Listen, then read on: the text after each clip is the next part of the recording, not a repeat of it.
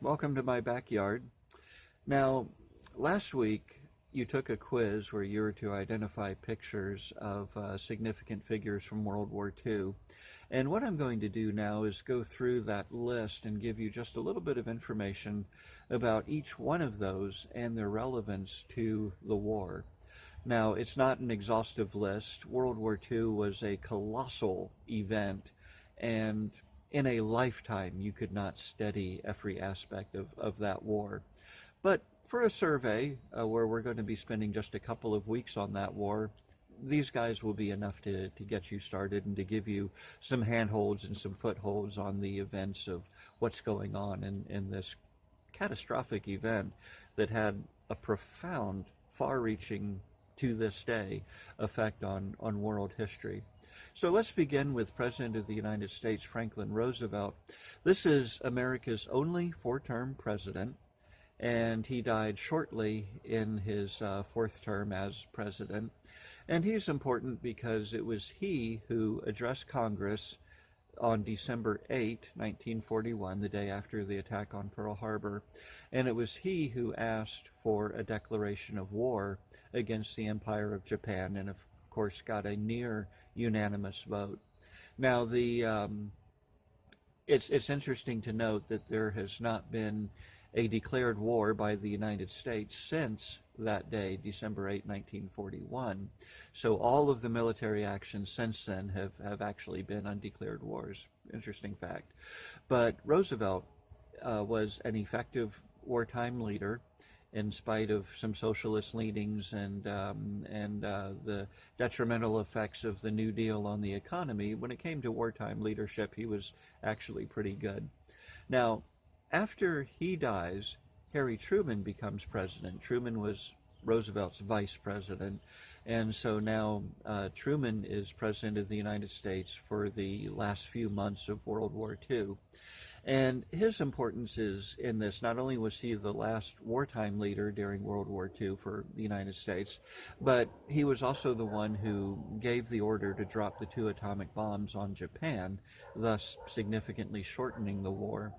And he's also the president of the United States in the Cold War era, that time of international tension between us and the Soviet Union that dominated politics for the next few decades after World War II. He's our first Cold War era president. Now, going back to World War I, it wasn't until almost the end of the war that the Allies appointed Ferdinand Foch, a French general, to be the Supreme Allied Commander of the forces operating in France. And we had determined that we would start out the war fairly early on with Supreme Allied commanders, so that you have one man making the decisions for all the nations involved on a particular side in a particular theater. In the Pacific theater, where we're fighting primarily in the Pacific Ocean and primarily against the Empire of Japan, we have General Douglas MacArthur. And so MacArthur had previously served for a period of time in the Philippines. He understood Oriental culture fairly well, and he was a very, very capable, if not somewhat vain as an individual, he was a very capable combat commander. Now, on the other side of the world, a man with a very different personality, but likewise an extraordinarily capable administrator, was General Dwight D. Eisenhower. And Eisenhower oversees the war effort primarily against Germany in Europe in World War II. Eisenhower also puts together the D-Day invasion, which to this day is the largest military invasion in all of human history. And he was the primary brains behind organizing that and executing it, and did so extraordinarily well. Now let's move on to Great Britain, and here we have George VI, who was King of Britain during World War II, and I don't have too much to say about that. There is a slightly involved humorous story about him, Churchill, and Eisenhower, but I'm afraid I'll have to get into that another time. But moving on through the prime ministers of World War II, we start with Neville Chamberlain. Now, Chamberlain was the man who sold out Czechoslovakia during the Munich crisis. I don't want to be too hard on Chamberlain because World War I was still fresh in everybody's memory. And to that point, no one in world history had suffered through a war that disastrous, with that many casualties, with that many broken people still surviving the war, broken sometimes mentally, broken in terms of losing limbs. There were the long-term effects of World War I think, are not as well understood as they could be. But in Chamberlain's mind, there was a strong desire not to go back into that. Unfortunately, what he did ended up almost assuring that there would be another world war. But he's important because it was he who declared war on Germany. And so it was after the German invasion of Poland on September 1st, 1939, he demanded that German forces withdraw from Poland by September 3rd, or there would be war between the two countries. And of course, the Germans did not withdraw from Poland. So Chamberlain issues a declaration of war against Germany on September 3rd. And so he is the one who brings Britain into the war. Shortly after Chamberlain, he steps down from being prime minister, and then a rather extraordinary individual, Winston Churchill, takes his place. And Churchill, one of the most interesting people who ever lived, and possibly the most important leader of World War II, has an extraordinary gift for rhetoric, and he has an ability to paint a scene realistically, but in such a way that he makes you want to fight. And so it's under Churchill's leadership that Germany suffers its first military setback with the Battle of Britain. Shortly after the fall of France, German forces begin to come together with the intention of gaining air superiority over the English Channel and then launching an amphibious assault on Great Britain. And this leads to the events of the Battle of Britain. And in large part, because of Churchill's leadership, the Germans receive their first staggering defeat at the hands of the Royal Air Force and do not succeed in taking Britain. And Britain becomes that rock in Europe from which the Allies' counterattack into Europe would come. So the survival of Britain is critically important, and Churchill, the man who made it happen. Now, at the end of the war, Churchill is no longer prime minister, and this is because in Britain you don't vote for a prime minister like you vote for a president in America. In Britain you vote for members of parliament, and then those members of parliament meet and they choose who the prime minister is going to be. So you really have an indirect voice in choosing your prime minister as a British citizen. So there was a change in government and a change in parties, and so Winston Churchill is no longer prime minister. Now it's Clement Attlee, who is the last wartime prime minister of Great Britain. All right, so let's move on to France, and we have two important men here. We have Charles de Gaulle. He is considered the legitimate head of the French government, but he's not in France. He's in England, and he is in exile. And he is considered, like I said, the legitimate head of the French government, even though he is not at the time in France, not until France's liberation many years later, beginning in 1944. And then he will become, shortly after the war, he will become president of France.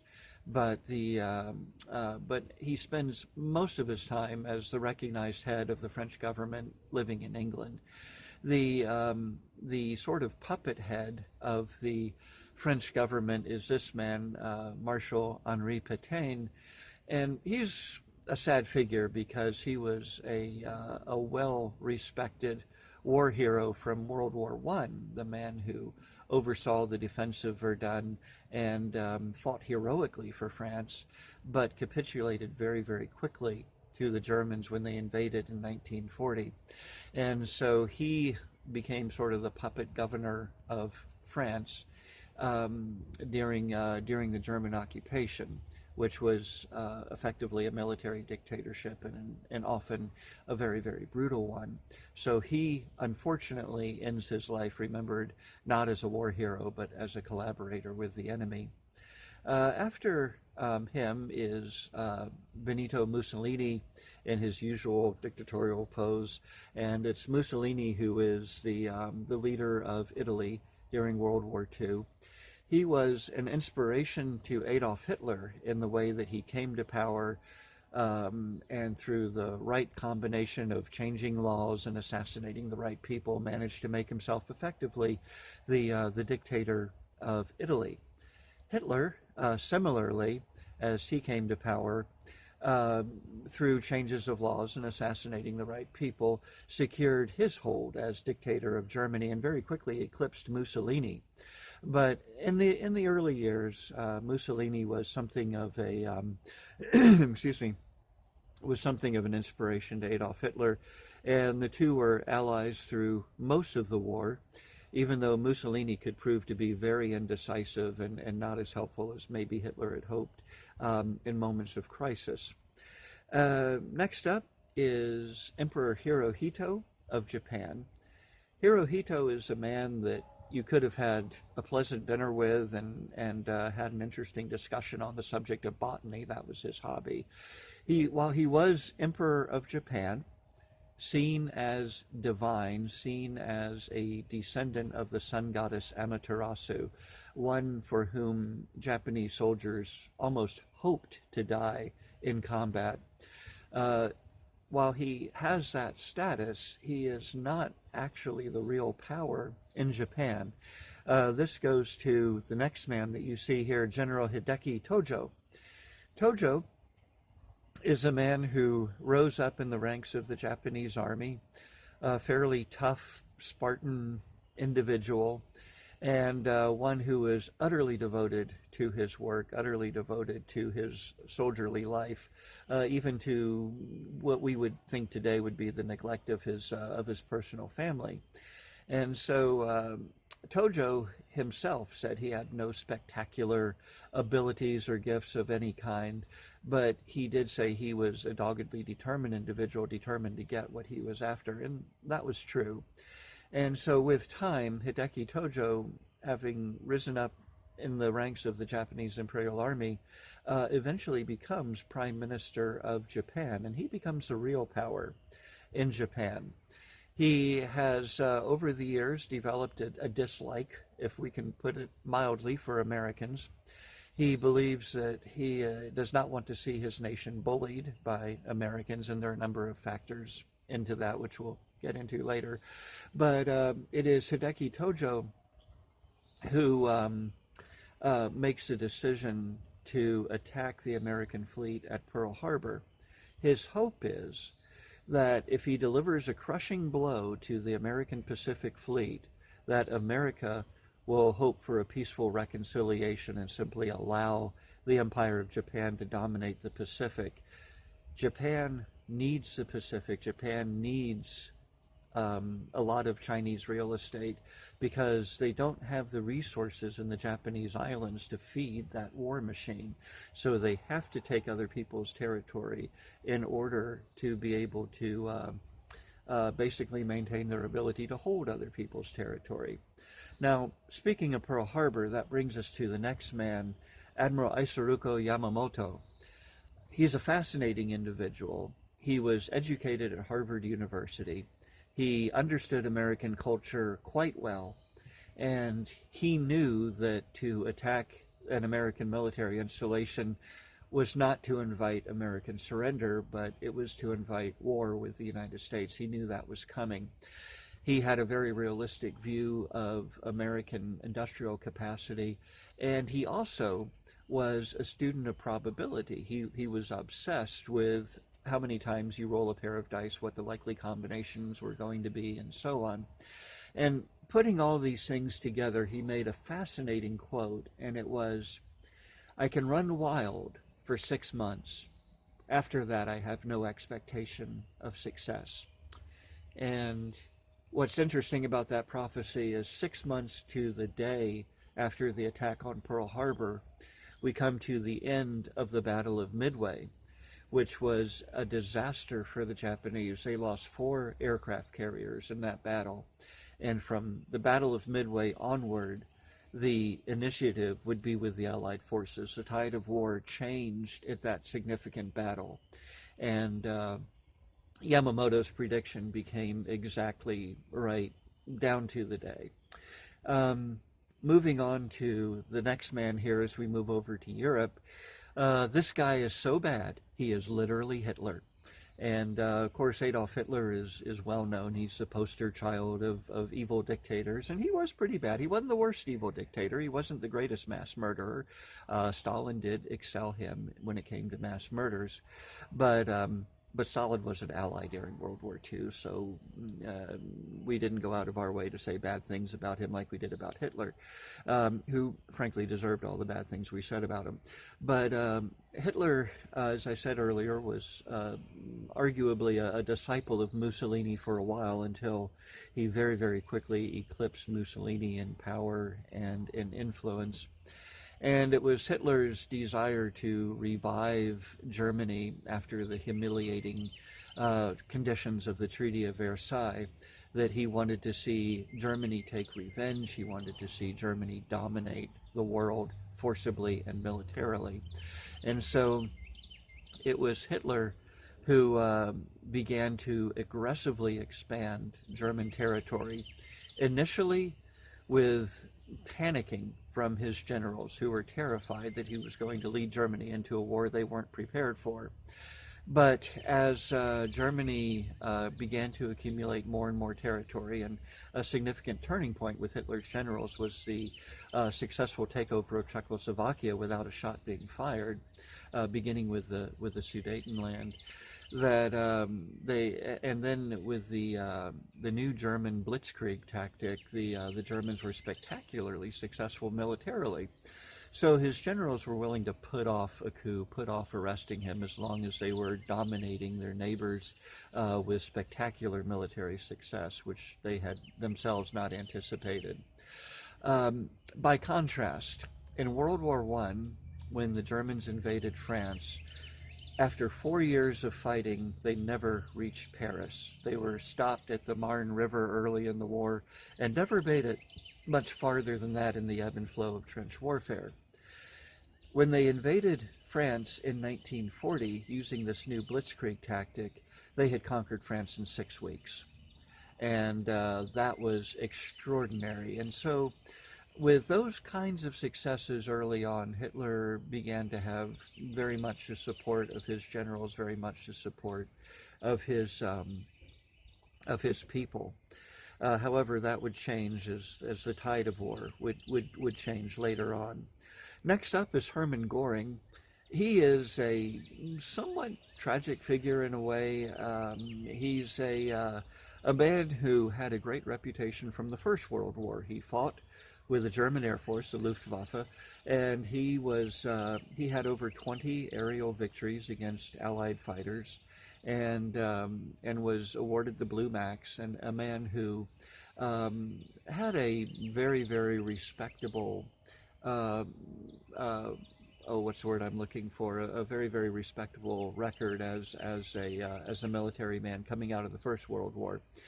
By the time we get into the events leading into the Second World War, he is primarily a drug addict and a man who has moments of lucidity, moments of insanity. He's a very mentally imbalanced individual by this time, and so I sometimes speculate maybe Hitler made Göring second in command to make people think twice about assassinating Hitler before they had this drug addict overgrown child as the new leader of Germany. Now, moving on from Göring, we have next up Joseph Stalin. And Stalin is, of course, dictator of the Soviet Union. And interestingly, just like Hitler was not German, he was Austrian, Stalin is not Russian. He is actually Georgian.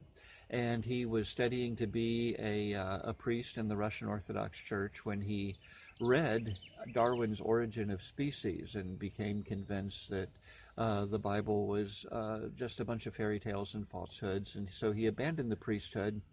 He became a part-time thug, thief, and murderer, and eventually found himself carried away with Marxism. And then he became involved in the Bolshevik Revolution in a very behind-the-scenes secondary role, which he exaggerated much later. But he knew, like Hitler, like Mussolini, he had a good nose for politics. He knew when to be loyal and when to betray. And so, by the time Lenin dies in the 1920s, Joseph Stalin, by degrees, makes himself the undisputed head of the Bolshevik Party, basically the undisputed dictator of the new Soviet Union. He carries out large numbers of purges in which he actually, shortly before war breaks out, he's already executed a number of his very capable generals. And this is one of the reasons why the Soviet response, why the Soviets were taken by surprise with Operation Barbarossa, and partly why the response to that took a long time to turn that tide of battle. However, that was accomplished through this man, Georgy Zhukov. Zhukov began his military career in the Russian army under Tsar Nicholas II, and his unit was one of the first to defect to the Bolshevik Revolution.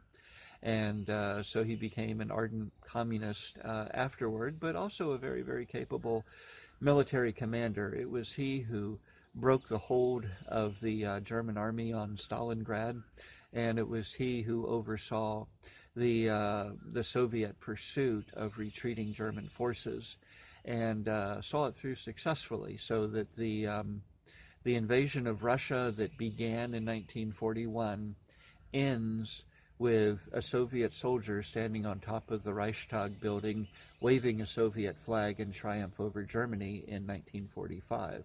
And a lot of that has to do with Zhukov's determination and leadership. So hopefully that gives you a little understanding of who's who and what's going on here in this war. And there's more to come. So we'll see you later.